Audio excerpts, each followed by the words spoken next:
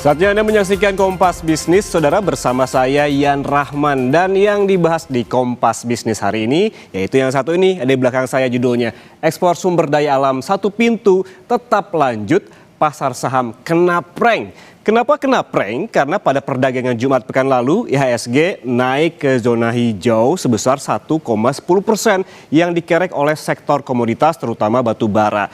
Diduga kenaikan ini terjadi setelah ada kabar jika aturan soal ekspor sumber daya alam satu pintu melalui Danantara Sumber Daya Indonesia akan ditunda ke 1 Januari 2027. Namun Jumat petang, Menko Perekonomian Erlangga Hartarto justru membantahnya dan menegaskan jika kebijakan ekspor satu pintu tetap lanjut pada 1 Juni tahun ini. Berikut pernyataan lebih lengkap dari Menko Perekonomian Erlangga Hartarto. Laporkan terkait kemarin pertemuan dengan para asosiasi pengusaha, baik dalam maupun luar negeri, sosialisasi dari devisa hasil ekspor dan sosialisasi daripada ekspor melalui badan usaha milik negara dan antara sumber daya industri, dan hampir dari seluruh asosiasi baik dalam maupun luar negeri mereka mengapresiasi kebijakan yang diambil oleh pemerintah dan mereka siap untuk bekerja sama dengan badan yang dibentuk oleh pemerintah. Ini akan berlaku kan mulai 1 Juni. Langsung ya, implementasi kan ada tahapannya, tapi mulai berlaku 1 Juni. Fullnya nanti kita evaluasi 3 bulan. Ya. Ya, sebelumnya saudara, Presiden Prabowo Subianto membentuk BUMN khusus ekspor bernama Danantara Sumber Daya Indonesia alias DSI. Dengan demikian, nantinya ekspor sumber daya alam akan dikelola satu pintu melalui BUMN yang sudah ditunjuk ini. Langkah ini diumumkan oleh Presiden dalam rapat paripurna di gedung DPR RI Rabu pekan lalu, di mana komoditas yang diatur mulai dari kelapa sawit, batu bara, hingga paduan besi ataupun ferroalloy. Implementasi kebijakan yang diatur peraturan pemerintah ini akan dilakukan secara bertahap untuk memberikan penyesuaian terhadap perubahan proses transaksi ekspor antara eksportir dan juga pembeli luar negeri. Tahap transisi ini akan mulai berlaku mulai 1 Juni hingga 31 Agustus 2026.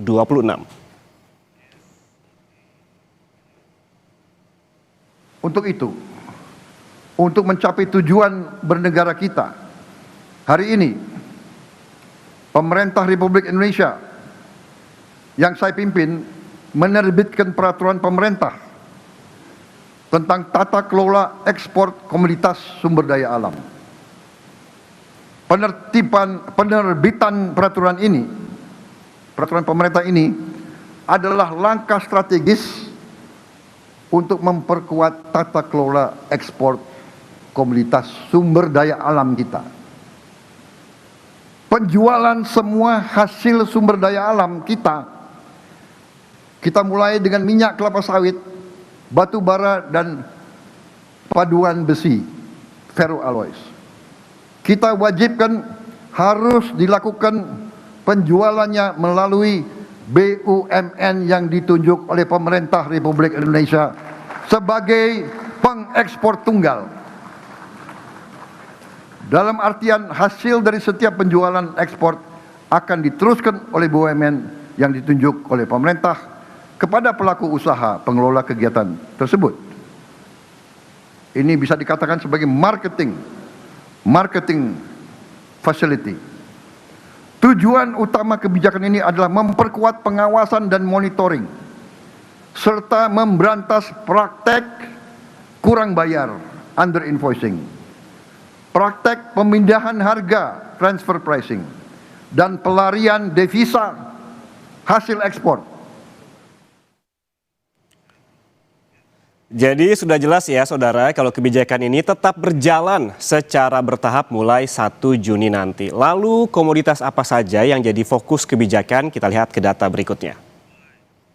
Nah, ini dia saudara, ada 3 komoditas utama, yaitu minyak kelapa sawit, batu bara, dan paduan besi atau ferroalloy. Dalam pidatonya di DPR, Presiden bilang ketiga komoditas ini menghasilkan devisa sebesar 65 miliar dolar Amerika Serikat atau setara 1.100 triliun rupiah. Dengan rincian, saudara, ini ada minyak kelapa sawit dengan besaran 23 miliar dolar Amerika Serikat dengan kurs saat ini 17.699, artinya ini senilai 407 triliun rupiah begitu.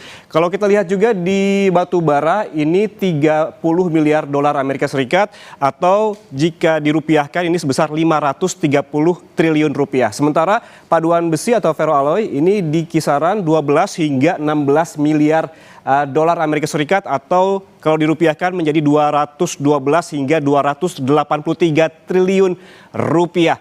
Lalu saudara, seperti apa sih respons pasar setelah Presiden mengumumkan peraturan pemerintah soal ekspor SDA satu pintu? Kita lihat ke data berikutnya. Ini dia kinerja IHSG saudara kemarin di mana saham respons negatif di hari yang sama pidato Presiden di DPR yang mengumumkan soal ekspor SDA satu pintu pada Rabu 20 Mei. IHSG langsung melorot, ditutup turun 0,82% ke level 6.318 di sini nih di 20 Mei. Keesokan harinya saudara pasar makin tidak menentu dan ditutup negatif sebesar 3,54% ke level 6.094. Kemudian pada akhir penutupan perdagangan hari Jumat, IHSG berhasil menguat ke angka 6.162. Ditenggarai karena pasar menduga saudara kebijakan ekspor satu pintu akan ditunda pada Januari 2027 yang ternyata kabar ini dibantah oleh pemerintah. Kita tunggu saja ya, nanti jam 9 apakah pasar akan bergerak kemana, apakah akan positif ataupun negatif. Dan saudara, kalau kita hitung-hitung per minggu ini ataupun minggu kemarin di satu minggu ini berjalan turunnya IHSG sebesar 8,33%. Kita lihat juga saham apa saja sih yang berpotensi terdampak kebijakan ini di data berikutnya, kita lihat. Nah ini dia saudara, ada saham yang berpotensi terdampak ekspor satu pintu, tentunya emiten-emiten di sektor komoditas batu bara dan juga minyak kelapa sawit. Berikut ini saya tampilkan sejumlah emiten sebagai contoh. Ada 4 emiten batu bara, yakni ADMR, ADRO, AAD, ITMG, dan 1 emiten kelapa sawit yaitu AALI. Kinerja dari semua emiten ini positif, di mana ada ADMR yang naik 9,23% dalam satu hari pada perdagangan hari Jumat. Lalu ADRO sebesar 6,33% naik, begitu kinerjanya. Ada AAD yang juga naik 5,79% dan ada ITMG yang bergerak di bidang batu bara juga yang naik 3,81%. Sementara saham ataupun emiten yang bergerak di sektor minyak kelapa sawit ini naik juga di 1,15%. Semua saham-saham ini saudara ditutup positif pada perdagangan Jumat lalu, namun nanti kita pantau lagi bagaimana pada perdagangan hari ini. Lalu seperti apa sikap investor asing di pasar saham Indonesia? Apakah inflow atau justru net sell? Kita lihat ke data berikutnya. Nah ini dia saudara, meskipun saham-saham komoditas berhasil rebound pada penutupan perdagangan Jumat pekan lalu, namun aksi jual asing masih saja deras keluar dari pasar saham Indonesia. Dalam satu pekan saja kemarin saudara, ada 2,03 triliun yang keluar dari pasar saham Indonesia. Sementara kalau kita tarik lebih jauh lagi selama tahun 2026, tepatnya dari Januari hingga saat ini tahun berjalan 2026 yang keluar asing sebesar 41,32 triliun rupiah. Dengan uang asing yang terus keluar ini menandakan kepercayaan investor asing belum pulih betul terhadap pasar modal Indonesia. Saudara, kebijakan ekspor sumber daya alam satu pintu akankah kembali menekan saham-saham komoditas seperti batu bara, minyak kelapa sawit dan juga paduan besi? Dan apakah potensi penurunan IHSG masih terus membayangi? Kita bahas usai jeda, tetaplah bersama kami di Kompas Bisnis.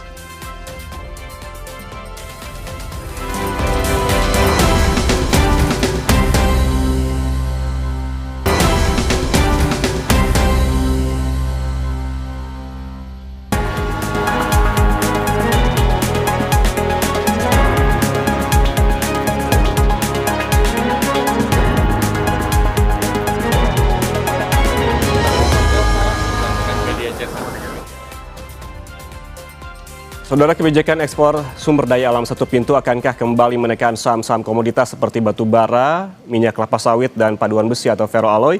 Dan apakah potensi penurunan IHSG masih terus membayangi? Kita bahas bersama CEO Advisor Provina Visindo, Praska Putrantio. Mas Praska, selamat pagi. Ya, selamat pagi Mas Yan. Mas Praska, kemarin ada yang menghebohkan di pasar saham begitu pada pertengahan minggu di mana Presiden mengumumkan soal adanya ekspor satu pintu bagi sejumlah komoditas. Ini sejauh mana pengumuman kebijakan ekspor satu pintu berpengaruh terhadap tertekannya IHSG pada perdagangan Rabu hingga Kamis lalu, atau justru ada sentimen lain misalnya seperti MSCI seperti yang diungkapkan oleh Menko Perekonomian? Ya, baik. Jadi memang kita secara tren dulu ya, secara tren kurang lebih dalam sepekan terakhir memang IHSG ini kan jatuhnya cukup dalam ya. Sepekan terakhir saja jatuh minus 8,35% seperti itu. Atau kita bicara month to date ya, sepanjang Mei ini sudah jatuh minus 11,42%. Nah, tentu saja sentimen yang paling kuat adalah pertama kali itu dari MSCI ya, kemudian disusul juga rilisnya kebijakan dari FTSE Russell yang akhirnya mengeluarkan sama-sama dengan MSCI mengeluarkan saham-saham yang terkena HSC ya, High Shareholders Concentration seperti itu, dan juga tidak melanjutkan inklusi atau membekukan sementara non-freeze ya, inklusi atas saham-saham kita, sehingga membuat arus dana asing itu kalau saya lihat dalam 1 bulan terakhir itu sudah mencapai lebih dari 18 triliun net sale di pasar reguler ya, seperti itu untuk di pasar saham kita. Nah, itu ditambah lagi juga sebelumnya kita sempat dikejutkan dengan rencana pemerintah ya baru masuk ke dalam negeri di samping rupiah mengalami pelemahan terus-menerus ya sampai kondisi 17,7, tambah lagi juga waktu itu ada isu di pertengahan Mei rencana pemerintah menaikkan tarif untuk meningkatkan pendapatan negara bukan pajak ya dari komoditas logam ya seperti nikel, timah, ya kan, tembaga dan lain-lain. Nah, kemarin ditambah lagi juga ada kebijakan untuk satu pintu untuk ekspor ya untuk batu bara, sipil dan ferroalloy atau paduan besi. Nah, tentu hal-hal ini sebenarnya semakin menambah ketidakpastian di pasar ya. Dan implikasinya bagaimana investor itu cenderung mau wait and see apakah kemarin kebijakan yang sebelumnya sempat ditunda ya wacana untuk menaikkan tarif ya untuk ekspor komoditas logam tersebut itu bisa kembali diimplementasikan lagi atau tidak, seperti lo mengingat yang kebijakan satu ekspor untuk satu pintu ini pun yang sebenarnya secara fundamental mungkin tujuannya bagus ya untuk meningkatkan pendapatan negara, yang mana menghindari dari under invoicing dan juga transfer pricing. Ini kemudian spekulasi baru bagi pelaku pasar bahwa bisa menimbulkan hal-hal lain yang mungkin sedikit mengganggu ekspektasi dari performance emiten, kira-kira seperti itu. Oke, berarti ini artinya ada akumulasi sentimen begitu yang terjadi selama beberapa pekan terakhir dan juga ditambah terkait dengan pengumuman soal ekspor satu pintu ini. Kalau kita melihat juga sepanjang pekan kemarin memang trennya turun, tapi ditutup pada hari Jumat lalu pada penutupan perdagangan ini IHSG berhasil rebound. Apakah menurut Anda ini karena adanya isu soal penundaan kebijakan ekspor satu pintu yang pada akhirnya ternyata dibantah oleh pemerintah di sore harinya? Ya, baik. Jadi memang sempat beredar rumor ya bahwa kebijakan tersebut yang sempat diusulkan ya dari sebelumnya akhirnya ditunda. Nah itu yang membuat IHSG sempat mengalami rebound terutama pada saham-saham yang berbasis pada CPO dan batubara ya, seperti contoh misalnya seperti ADI, kemudian Adaro, Harum, Indo Tambak, khususnya batubara yang berbasis ekspor, dan juga CPO kita bicara ada Ali, LSIP ya, SIMP ya, ini juga mengalami rebound yang cukup signifikan, rata-rata di atas 2-3% dalam satu hari seperti itu. Padahal secara performance satu minggu itu mereka turunnya cukup dalam, rata-rata bahkan sampai di atas 10% semua. Nah ini yang menurut saya sedikit memicu volatilitas yang tinggi ya di akhir pekan kemarin seperti itu. Oke, kalau kita melihat volatilitas yang cukup tinggi pada pekan lalu di IHSG, sebenarnya apa sih yang paling dikhawatirkan oleh investor, Mas Praska, dari kebijakan ini tentunya di pasar saham yang nantinya akan dikelola oleh Danantara Sumber Daya Indonesia? Apa khawatiran investor sebetulnya dengan peraturan baru ini? Ya, tadi seperti saya sampaikan bahwa tujuan pemerintah adalah sebenarnya baik ya untuk meningkatkan pendapatan negara ya dari penerimaan pajak.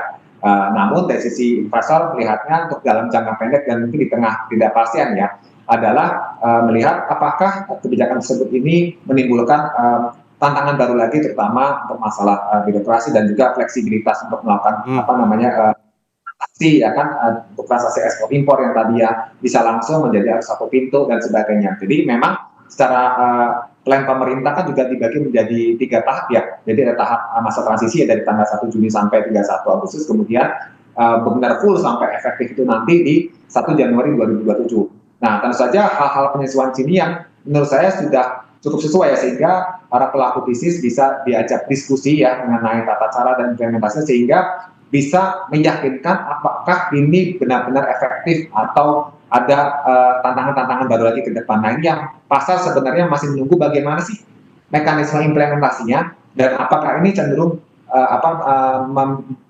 semacam mengganggu fleksibilitas dari sisi bisnis emiten tersebut atau tidak, khususnya bagi CPO dan batubara yang saat ini kan sebenarnya harga komoditasnya lagi melambung ya di tahun 2025 akhir ke 2026 ini. Nah, ini yang menjadi sorotan investor saat ini.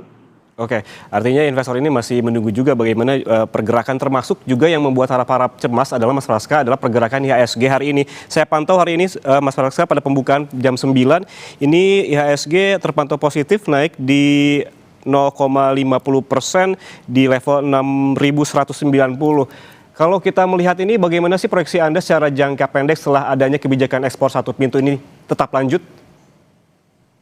Ya, jadi sebenarnya untuk jangka pendek ini kita tetap masih mengantisipasi ya volatilitas pasar.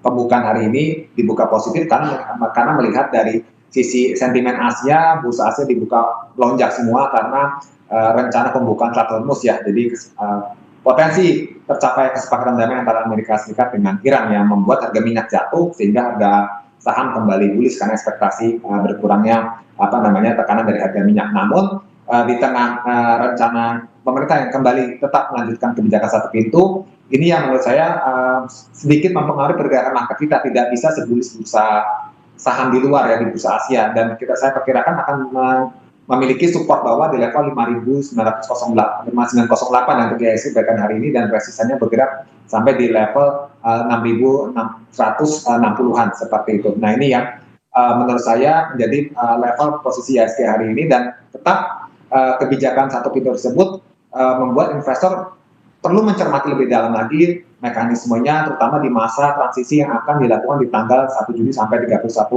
Agustus 2026 ini ya, di masa semacam tahap pra sampai ke penyelesaian seperti itu mengenai mekanisme teknisnya.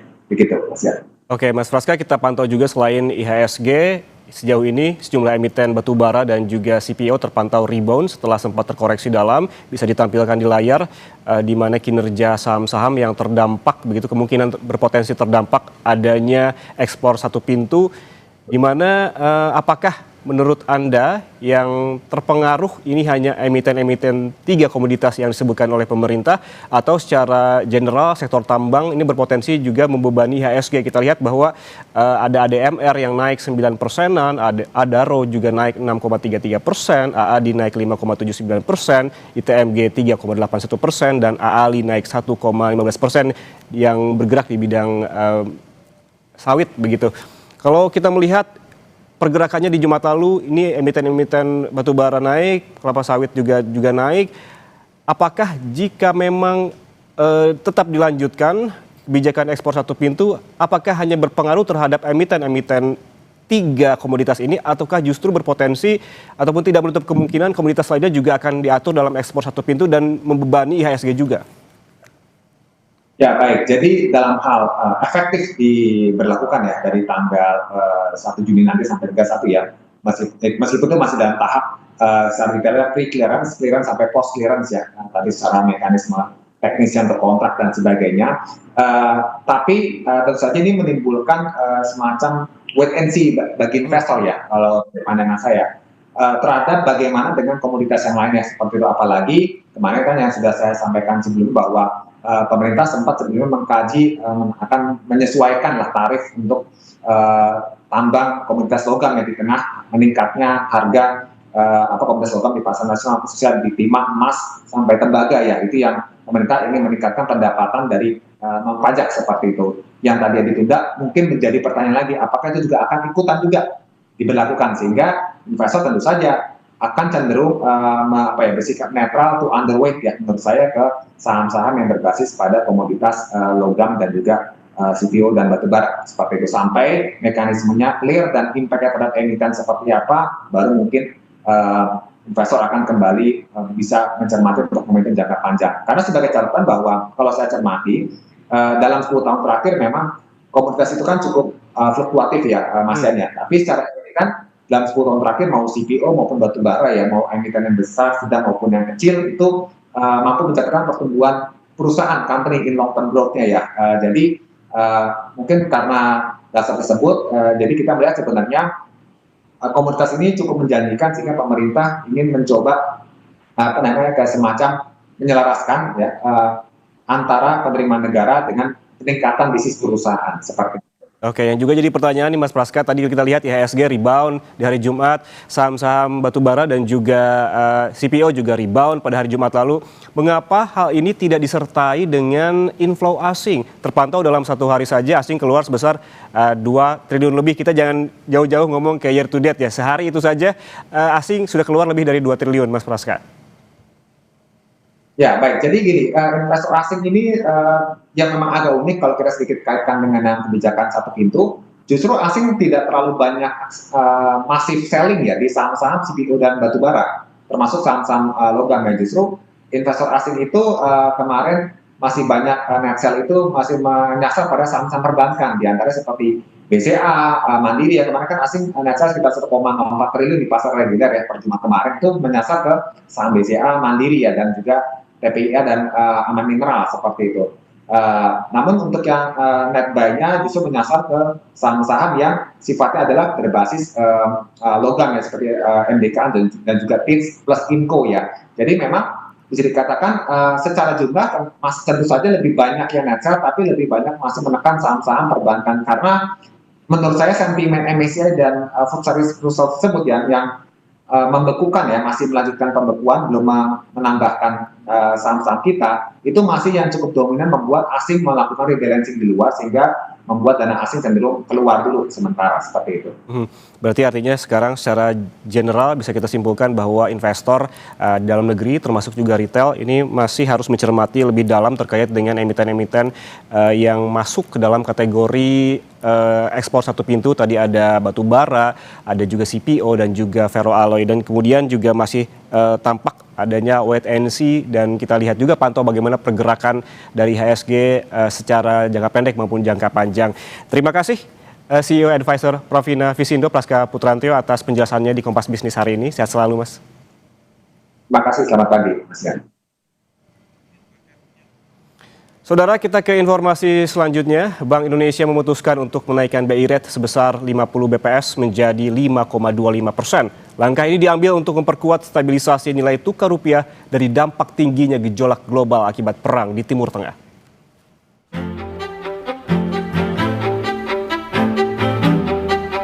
Rapat Dewan Gubernur Bank Indonesia yang digelar pada 19 hingga 20 Mei 2026 memutuskan untuk menaikkan BI rate sebesar 50 BPS menjadi 5,25%. Suku bunga deposit facility sebesar 50 BPS menjadi 4,25% dan suku bunga lending facility sebesar 50 BPS menjadi 6%.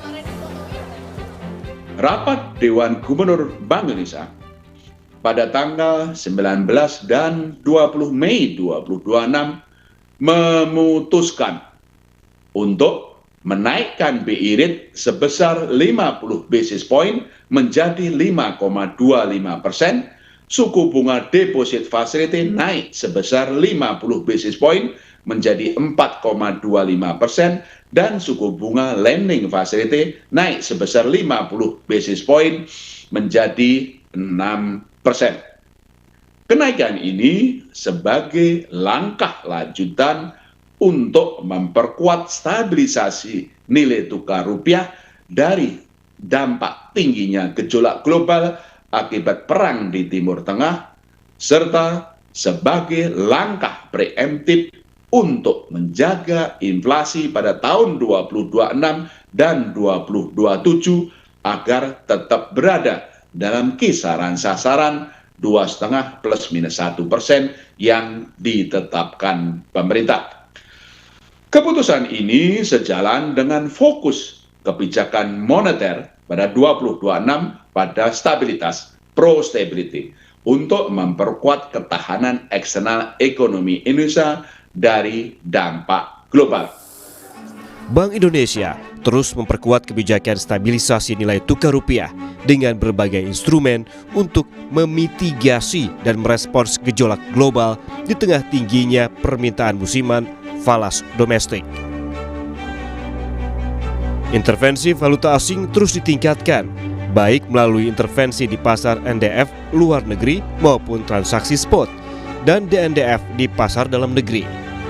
Struktur suku bunga instrumen moneter juga diperkuat dengan kenaikan suku bunga SRBI untuk menarik aliran masuk investasi portofolio asing.